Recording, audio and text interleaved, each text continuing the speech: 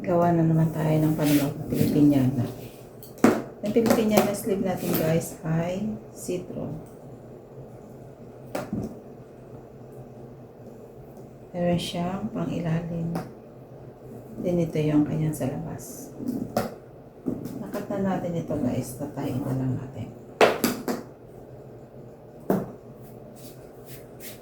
Maraan ko sa paggawa ko ng Filipiniana gown gamit ang crinoline. Itong crinoline guys, matigas ito na knit. Kaya yung kanyang nylon talagang matalim, matalas. Kaya kailangan tinatahian ko muna yung gilid niya. Gawa ng matalim talaga ito guys. Kumbaga, pag tumusok ito, masakit. Matapos mo magamit yung Filipiniana, duguan ka na.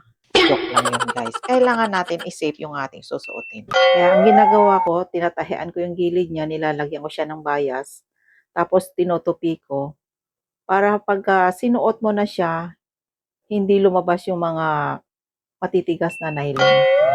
Para sa akin, mas maganda kasing gamitin itong crinoline kapag citro. Talagang pumoporma yung sleeve natin. Matigas siya. Ito lang naman yung ginagamit ko.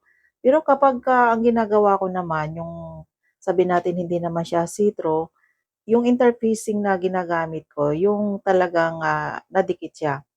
Yung makapal na nadikit siya na parang tela. Yung iba naman kasi, iba-iba yung tawag nila kahit bumibili ako sa bilihan ng mga tela. Iba-iba yung tawag nila sa patigas ng manggas.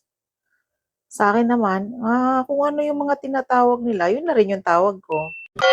By the way guys, sa paglalagay talaga natin ng patigas sa mga manggas natin, hindi to talaga sabi na madaling tahiin. Kasi matigas to eh. Kumbaga kailangan natin alalay lang, lalo pag ginagamit natin ay madulas.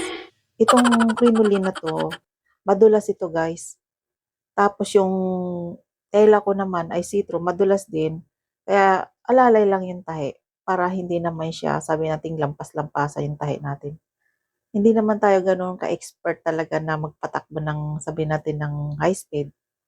Sarili nga natin ito pero sarili rin natin gawa kaya hindi naman tayo naghahabol eh. Alalay lang. Ayaw ko kasi talaga yung nagtatastas pa eh. Saka siyempre para humaba na rin yung video natin. Long video kaya ito guys. Siyempre kaya ilong na lang natin. Hindi naman ako na-oomay eh. Maliban na lang sa inyo, pag nanonood kayo, baka maumay kayo. Pero gagawa natin ng paraan para maging masaya yung video natin. Balik tayo dito sa ating tinatahi na Filipiniana sleeve. Itong tela na ito guys, ito yung mga sinasabi ko sa inyo ng mga old gown ko na dating pinaparintahan ko. Siyempre, use na yun eh. Kaya ang ginagawa natin para hindi masayang, kumbaga nire-remodel natin. Ginagawa natin ng paraan na talagang pakinabangan. Kaya tingnan naman ninyo guys yung tela natin, di ba? Ang ganda ng tela natin. Sayang kung hindi natin gagawa ng paraan para panibagong damit na naman. Pwede uli itong parintahan o yung may gustong bumili, pwede na nating ibenta. Itong ginagawa natin ni sleeve na to guys, mayroon to siyang, hindi to siya detachable. Gagawin natin itong may chaleko. Nakatahi na siya roon. Para maiba naman yung ginagawa natin. Yung iba kasi na ginawa ko, panay mga detachable. Sa next video pa natin gagawin yung plano natin na chaleko. Siyempre para humaba naman yung video natin. Hehehe. Joke lang yung guys, pero parang totoo na rin. Siyempre kailangan naman na hindi natin makukuha to ng buuhan sa isang videohan lang. Isa-isahin lang natin ng paggagawa, part-part lang. Bali, tapos na yung ginawa natin, ayan na. Natahian na natin, hindi na lumalabas yung mga sobra na nylon, kaya safe na siyang suotin.